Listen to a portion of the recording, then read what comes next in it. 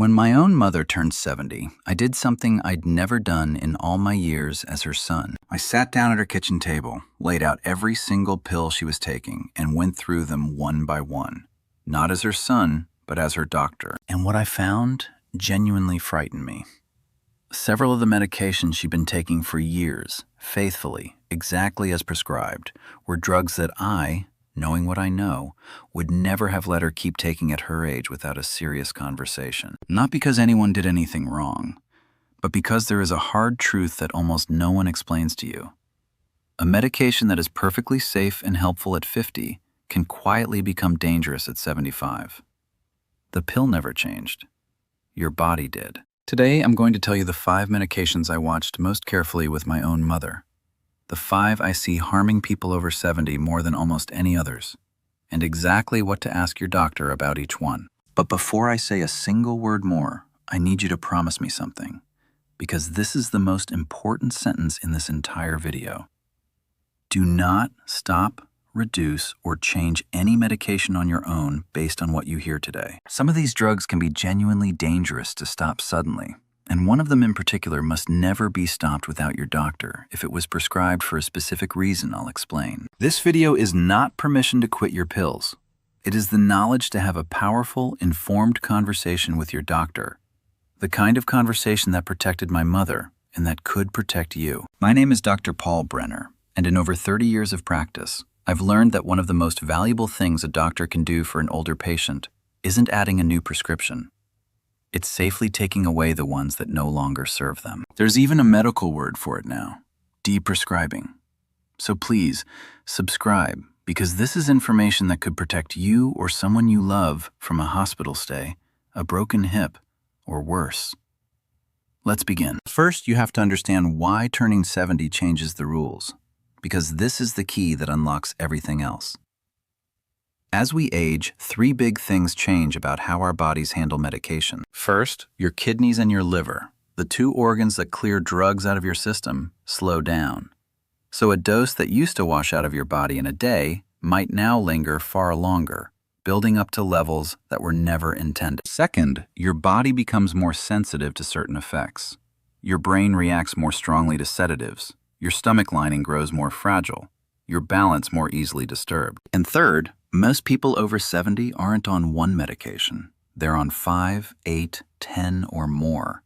And every new pill multiplies the chances of a dangerous interaction. There's even a trap doctors call the prescribing cascade, where the side effect of one drug gets mistaken for a new illness, and a second drug is prescribed to treat it, and then a third. A tower of pills built on a foundation that should have been questioned. So when you hear me say these 5 drugs concern me after 70, understand. It's rarely that the drug is evil. It's that the aging body plays by different rules. And too often, no one goes back and rechecks the prescriptions against those new rules. The American Geriatric Society even publishes a famous list, the Beers criteria, of medications that are potentially inappropriate for older adults, for exactly these reasons. Several of today's 5 are right on it. Let's go through them. The first medication I watched like a hawk with my mother is one you probably don't even think of as a real medication, because you can buy it right off the shelf. The common anti-inflammatory painkillers, ibuprofen, which you know as Advil or Motrin, and naproxen, known as Aleve. These are called NSAIDs, and for an aching back or a sore knee, millions of people over 70 take them daily, for years, without a second thought.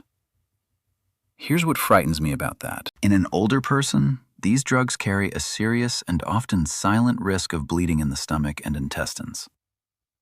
As we age, the protective lining of the stomach thins, and these drugs attack it directly. The terrifying part is that this bleeding can be completely painless, no warning, no symptom, until a person becomes weak, dizzy, anemic, or collapses, and ends up in the hospital with a dangerous internal bleed. Thousands of older adults are hospitalized every year, and many die from bleeds caused by these everyday painkillers. And on top of that, as we discussed in another video, they strain the kidneys, they raise your blood pressure, and they can stress the heart. So with my mother, daily ibuprofen for her knees was the very first thing I addressed. We talked to her doctor about gentler options, acetaminophen, which is Tylenol, used carefully within its limits. Topical anti-inflammatory creams that work right at the joint without flooding the whole body. And physical approaches. If you are reaching for ibuprofen or naproxen most days, please make this your first conversation. But the second medication is one taken by an enormous number of you watching right now, and you may never have questioned it once. The second is the long-term acid reducer, the class called proton pump inhibitors, drugs like omeprazole, known as Prilosec, and others ending in prazole. Now, these are genuinely excellent medications for a true ulcer or severe reflux, used for a defined period. The problem is that millions of people get started on one for a bout of heartburn and then simply never stop. Years go by, a decade goes by, and no one ever rechecks whether it's still needed. Why does that matter after 70? Because long-term use of these drugs has been linked to a higher risk of bone fractures, including the hip fractures that can be so devastating at this age, by interfering with how you absorb calcium. They lower your absorption of vitamin B12 and magnesium, which we've seen can cause everything from nerve problems to memory fog. And they're associated with a higher risk of certain serious intestinal infections. None of this means the drug is evil. It means it should be taken for as long as you truly need it and no longer. So the conversation to have is simple but powerful. Do I still need this acid reducer after all these years? And if not, can we taper me off it safely? And note that word, taper. You don't stop these abruptly either, because the acid can rebound. You come off them gradually, with your doctor's guidance.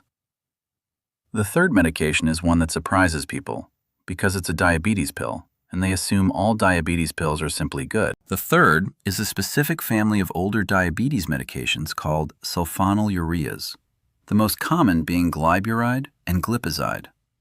These work by squeezing your pancreas to pump out more insulin to lower your blood sugar. And for some people, they're appropriate. But in an older adult, especially one whose kidneys have slowed with age, they carry a particular danger. They can drive your blood sugar too low, a condition called hypoglycemia, and dangerously so. Picture this happening in the middle of the night.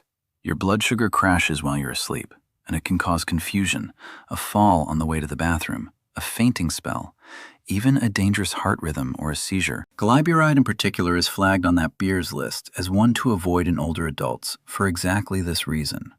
The frightening thing is that the confusion and weakness from a low sugar episode are often mistaken for something else entirely, even for dementia, when the real culprit is the pill. The good news is that diabetes care has advanced enormously, and there are now newer medications that control blood sugar with far less risk of these dangerous lows. So if you or a loved one over 70 takes glyburide or glipizide, this is absolutely worth asking your doctor. Is this still the safest blood sugar medication for me at my age, or is there a gentler option? Now, before I give you the fourth, which is the one that shocks people most, let me ask you something. In the comments right now, do me a favor. Type the total number of pills you take every single day, prescription and over-the-counter together. And if any of the ones we've discussed so far are on your list, mention which. I read these, and the number itself tells you something. The longer your list, the more important this conversation is for you.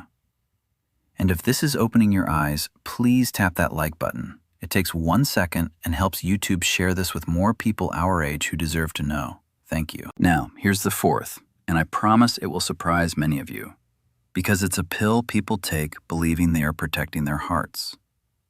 The fourth is the daily low-dose aspirin, the baby aspirin that so many people over 70 take every morning, just in case, to prevent a heart attack or stroke. For decades, this was standard advice, and it became almost a ritual. But the science has shifted, and most people never got the memo. Here is the crucial distinction, and I need you to listen very carefully, because getting this right matters enormously. There are two completely different situations. The first is what we call secondary prevention. If you have already had a heart attack, a stroke, or have a stent in your arteries, then daily aspirin is very likely protecting your life, and you must absolutely keep taking it exactly as prescribed. Do not stop it. But the second situation is primary prevention, taking aspirin just in case, when you have never actually had a heart attack or stroke. And for this group, especially adults over 70, The major guidelines, including the U.S. Preventive Services Task Force, have now stepped back from routine daily aspirin. Why? Because as we age, that same aspirin that thins the blood to prevent clots also significantly raises the risk of serious bleeding, bleeding in the stomach, and, most frighteningly, bleeding in the brain. And for many older people with no history of heart disease, that bleeding risk has been found to outweigh the benefit. So the millions of seniors taking a daily aspirin out of old habit, with no heart attack or stroke in their history, may genuinely be doing themselves more harm than good. But, and I cannot say this strongly enough, this is not a decision to make on your own. Stopping aspirin when you actually need it can trigger the very clot it was preventing. This is precisely the kind of question to bring to your doctor. I take a daily aspirin. Given my personal history, do the benefits still outweigh the bleeding risk for me? Let them weigh your specific situation. The fifth and final one is the group I worry about most when it comes to falls. The fifth is the family of sedatives used for sleep and anxiety, the benzodiazepines, like lorazepam, diazepam, and alprazolam, known as Ativan, Valium, and Xanax, along with the newer sleep pills like Zolpidem, known as Ambien. Now, I've talked before about how these can cloud the memory, and that's true. But today I want to focus on a more immediate danger: falls. These drugs work by sedating the brain, and that sedation doesn't politely switch off when you wake. It lingers, blunting your alertness, your balance, and your reaction time, especially if you get up in the night. And a fall at 75 is not the minor stumble it was at 40. It can mean a broken hip, a head injury, a hospital stay, and for far too many, the beginning of a permanent loss of independence. These sedatives are among the leading medication causes of falls and fractures in older adults, which is why they sit firmly on the Beers list of drugs to use with great caution. And they can create dependence, so, just like the others, you must never stop them abruptly, because sudden withdrawal can cause severe symptoms and even seizures. The path off these, when it's right for you, is always a slow, gentle, doctor-supervised taper, paired with the kind of better sleep habits and anxiety tools we've talked about. So the conversation is this sedative still the safest choice for me? And if we wanted to, could we work on a slow plan to reduce it? Now let me bring this together into the simple, powerful action plan I used for my own mother, and it's something every single one of you can do. It's called a brown bag medication review. Take an ordinary paper bag and put into it absolutely everything you take. Every prescription bottle, every over-the-counter pill, every painkiller, every antacid, every sleep aid, every vitamin and supplement. Bring that bag to your doctor, or even better, to your pharmacist, who is a true expert at this, and ask this golden question. I'm over 70 now. Can we review every one of these and ask, for each one, do I still need it? Is the dose still right for my age? And is there a safer alternative? That single question opens the door to deprescribing, the careful, deliberate removing of medications that are no longer helping, or are now doing more harm than good. It is one of the most valuable health conversations you will ever have, and the best doctors welcome it. You are not being difficult. You are being exactly the kind of partner in your own care that keeps you safe. How do you know if you might be over-medicated or harmed by one of these? Watch for the clues. A new symptom that appeared after a medication was started or a dose was raised. Increasing tiredness, confusion, or unsteadiness that everyone is writing off as just aging. Frequent dizziness, especially standing up. Unexplained bruising or dark, tarry stools, which can signal hidden bleeding. That one, see your doctor about promptly. And simply this, the sense that your list of pills keeps growing, and no one has ever taken anything away. If that's you, it's time for the brown bag. Let me return to my mother, because I want you to know how her story ended.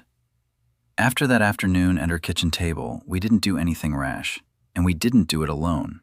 We sat down with her own doctor, with respect and care, and we went through every pill. We found gentler ways to handle her knee pain than daily ibuprofen.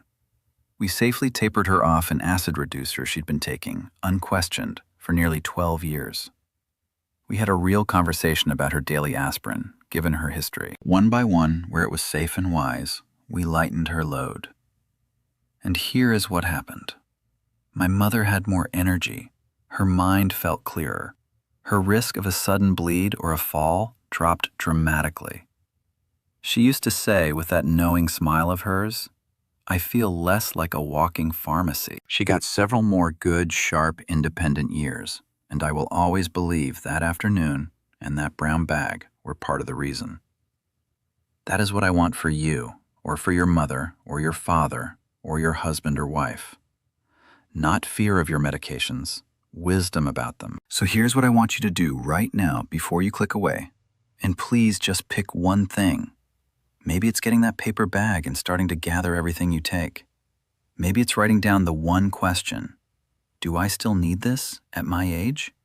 To ask at your next appointment. Maybe it's simply noticing for the first time how long your list has actually grown. Just one step. Start there. Because protecting yourself after 70 isn't only about the medications you take. It's about making sure every single one still earns its place. If this opened your eyes today, please give it a like and share it with someone you love who's over 70 and taking a long list of pills. Your share might be the reason they finally get that life-saving review. And if you're not yet subscribed, please join us, because every week I bring you honest, clear, doctor-explained guidance to help you stay strong, safe, and independent. And one final time, because it is the most important thing of all. Nothing in this video is a reason to stop, reduce, or change any medication on your own. Some of these drugs, the aspirin if you've had a heart event, the sedatives, the acid reducers, can be genuinely dangerous to stop suddenly. This is general education, not personal medical advice. Your job is not to quit anything today.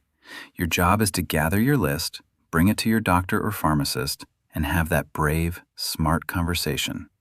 Together. Take good care of yourself, and may every pill you take be one you truly need.